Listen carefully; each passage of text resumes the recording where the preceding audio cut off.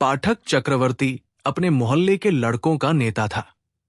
सब उसकी आज्ञा मानते थे। अगर कोई उसके खिलाफ जाता तो उस पर आफत आ जाती। सब मोहल्ले के लड़के उसे मारते। आखिरकार बेचारे को मजबूर होकर पाठक से माफी मांगनी पड़ती। एक बार पाठक ने एक नया खेल सोचा। नदी के किनारे लकड़ी का एक बड़ा पट्टा पड़ा था, जिसकी नौका बनाई जाने वाली थी। पाठक ने कहा, हम सब मिलकर उस पट्टे को लुढ़काएंगे। पट्टे का मालिक हम पर गुस्सा होगा और हम सब उसका मजाक उड़ाकर खूब हंसेंगे। सब लड़कों ने मान लिया। जब खेल शुरू होने वाला था तो पाठक का छोटा भाई मक्खन बिना किसी से एक शब्द कहे उस पट्टे पर बैठ गया। लड़के रुके और एक पल तक चुप रहे। फिर एक लड़के ने उसे धक्का दिया, लेकिन वो न उठा।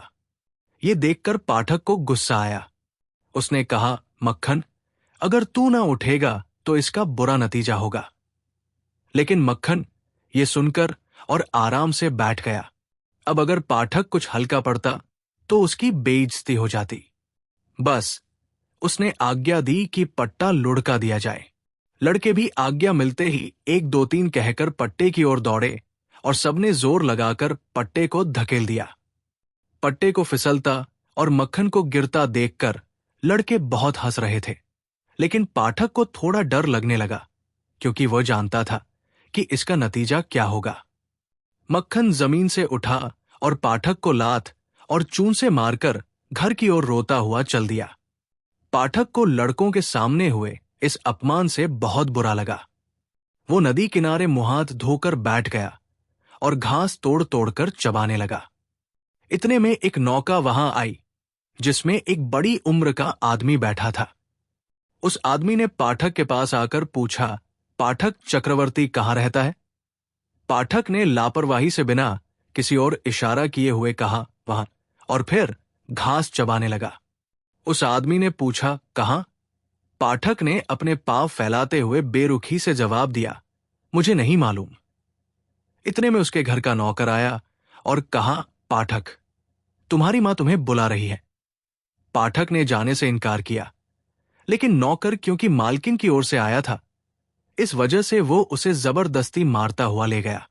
पाठक जब घर आया तो उसकी मां ने गुस्से में पूछा, तूने मक्खन को फिर मारा? पाठक ने जवाब दिया, नहीं तो, तुमसे किसने कहा? मां ने कहा, झूठ मत बोल, तूने मारा है। पाठक ने फिर जवाब दिया, नहीं, ये बिल्कुल झूठ है, तुम मक्खन से पूछो। मक्खन क्योंकि कह चुका था कि भैया ने मुझे मारा है, इसलिए उसने अपने शब्द कायम रखे और दोबारा कहा, हाँ तुमने मारा है। यह सुनकर पाठक को गुस्सा आया और मक्खन के पास आकर उसे मारना शुरू कर दिया। उसकी मां ने उसे तुरंत बचाया और पाठक को मारने लगी। पाठक ने अपनी मां को धक्का दिया। धक्के से फिसलते हुए उसकी मां ने कहा, अच्छा, तू अपनी मां को भी मारना चाहता है। ठीक उसी समय वो बड़ी उम्र का आदमी घर में आया और कहने लगा, क्या किस्सा है? पाठक की मां ने पीछे हटकर आने वाले को देखा और तुरंत ही उसका गुस्सा आश्चर्य में बदल गया। उसने अपने भाई को पहचाना और कहा, क्यों दादा, तुम यहां कैसे आए? फिर उसने नीचे झुकते हुए उसके पैर छुए। उसका भाई विशंभर उसकी शादी के बाद बंबई चला गया था। वो व्यापार करता था। अब कलकत्ता अपनी बहन से मिलने आया था, क्योंकि बहन के पति की मौत हो गई थी। कुछ दिन तो बड़ी हंसी खुशी के साथ बीते। एक दिन विशंभर ने दोनों लड़कों की पढ़ाई के बारे में पूछा। उसकी बहन ने कहा, पाठक हमेशा दुख देता रहता है और बहुत चंचल है, लेकिन मक्खन का पढ़ाई में बहुत दिल लगता है। यह सुनकर उसने कहा, मैं पाठक को बंबई ले जाकर पढ़ाऊंगा। पाठक भी चलने के लिए सहमत हो गया। मां के लिए यह बहुत खुशी की बात थी, क्योंकि वो हमेशा डरा करती थी कि कहीं किसी दिन पाठक मक्खन को नदी में न डुबो दे या उसे जान से न मार डाले। पाठक हर रोज मामा से पूछता कि तुम किस दिन चलोगे।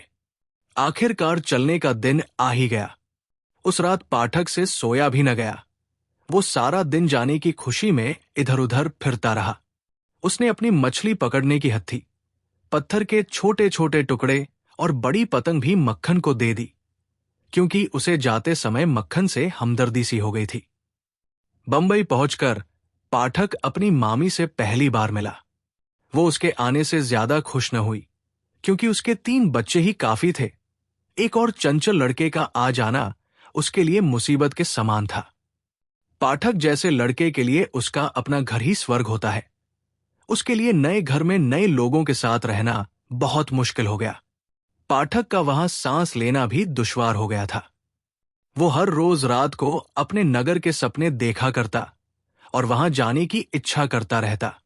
उसे वो जगह याद आती जहां वो पतंग उड़ाता था और जहां वह जब चाहता जाकर नहाया करता था। मां का ध्यान उसे दिन रात बेचैन करता रहता। उसकी सारी शक्ति खत्म हो गई। अब स्कूल में उससे ज्यादा कमजोर कोई स्टूडेंट न था। जब कभी उसके टीचर उससे कोई सवाल करते तो वो चुपचाप खड़ा हो जाता और टीचर की मार सहन करता। जब दूसरे लड़के खेलते तो वो अलग खड़ा होकर घरों की छतों को देखा करता। एक दिन उसने बहुत हिम्मत करके अपने मामा से पूछा, मामा जी, मैं कब तक घर जाऊंगा? मामा ने जवाब दिया, ठहरो, जब तक कि छुट्टियां न हो जाएं। लेकिन छुट्टियों में अभी बहुत दिन बचे थे, इसलिए उसे काफी इंतजार करना पड़ा। इस बीच एक दिन उसने अपनी किताब खो दी। अब उसके लिए अपना पाठ याद करना बहुत मुश्किल हो गया। आए दिन उसके टीचर उसे बड़ी बेरमी से मारते थे। उसकी दशा इतनी खराब हो गई कि उसके मामा के बेटे को उसे अपना भाई कहने में शर्म आती थी। पाठक मामी के पास गया और कहने लगा, मैं स्कूल न जाऊंगा, मेरी किताब खो गई है। मामी ने गुस्से से अपने होठों को चबाते हुए कहा, दुष्ट, मैं तुझे कहां से महीने में 5 बार किताब खरीद कर दूं? इस समय पाठक के सिर में दर्द उठा। वो सोचता था कि मलेरिया हो जाएगा। लेकिन सबसे बड़ी बात यह थी कि बीमार होने के बाद वो घर वालों के लिए एक आफत बन जाएगा। दूसरे दिन सुबह पाठक कहीं भी दिखाई न दिया। उसे चारों तरफ खोजा गया, लेकिन वो न मिला। बारिश बहुत ज्यादा हो रही थी और वे आदमी जो उसे खोजने गए थे बिल्कुल भीग गए। आखिरकार विशंभर ने पुलिस को खबर दी। दोपहर के समय पुलिस का सिपाही विशंभर के दरवाजे पर आया। बारिश अब भी हो रही थी और सड़कों पर पानी भरा था। 2 सिपाही पाठक को हाथों पर उठाए हुए लाए और विशंभर के सामने रख दिया। पाठक सिर से पांव तक कीचड़ में सना हुआ था और उसकी आंखें बुखार से लाल थी। विशंभर उसे घर के अंदर ले गया। जब उसकी पत्नी ने पाठक को देखा तो कहा, ये तुम क्या मुसीबत ले आए? अच्छा होता जो तुम इसे घर भिजवा देते। पाठक ने ये शब्द सुने और सिसकियां लेकर कहने लगा, मैं घर जा तो रहा था, लेकिन वे दोनों मुझे जबरदस्ती ले आए। उसका बुखार बहुत तेज हो गया था। सारी रात वो बेहोश पड़ा रहा। विशंभर एक डॉक्टर को लाया। पाठक ने आंखें खोली और छत की ओर देखते हुए कहा, छुट्टियां आ गई है क्या? विशंभर ने उसके आंसू पोंछे और उसका हाथ अपने हाथ में लेकर उसके सिरहाने बैठ गया। पाठक ने फिर बड़बड़ाना शुरू किया, मां, मुझे इस तरह न मारो, मैं सच सच बताता हूं। दूसरे दिन पाठक को कुछ होश आया। उसने कमरे के चारों ओर देखा और एक ठंडी सांस लेते हुए अपना सिर तकिए पर डाल दिया। विशंभर समझ गया और उसके करीब जाकर कहा, पाठक, मैंने तुम्हारी मां को बुलाया है। पाठक फिर उसी तरह चिल्लाने लगा। कुछ घंटों बाद उसकी मां रोती हुई कमरे में आई। विशंभर ने उसे शांत रहने के लिए कहा, लेकिन वो न मानी और पाठक की चारपाई पर बैठ गई और चिल्लाते हुए कहने लगी, पाठक, मेरे प्यारे बेटे पाठक। पाठक की सांस कुछ समय के लिए रुकी। उसकी नाड़ी हल्की पड़ी और उसने एक सिसकी ली। उसकी मां फिर चिल्लाई, पाठक, मेरे आंख के तारे, मेरे दिल के टुकड़े। पाठक ने बहुत धीरे से अपना सिर दूसरी ओर किया और बिना किसी ओर देखते हुए कहा, मां, क्या छुट्टियां आ गई है?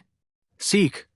इस कहानी में रविंद्रनाथ जी ने यह समझाने की कोशिश की है कि हर इंसान, खासकर एक बच्चा, अपने ही घर में प्रेम, आजादी और सुकून महसूस करता है, जहां वो खुलकर जी सकता है, हंस सकता है।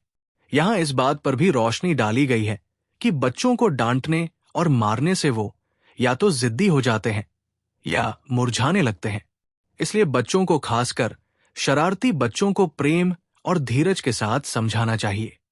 पाठक को अपने मामा के घर में वो प्रेम और अपनापन नहीं मिला जिस वजह से वो अकेलापन महसूस करता था।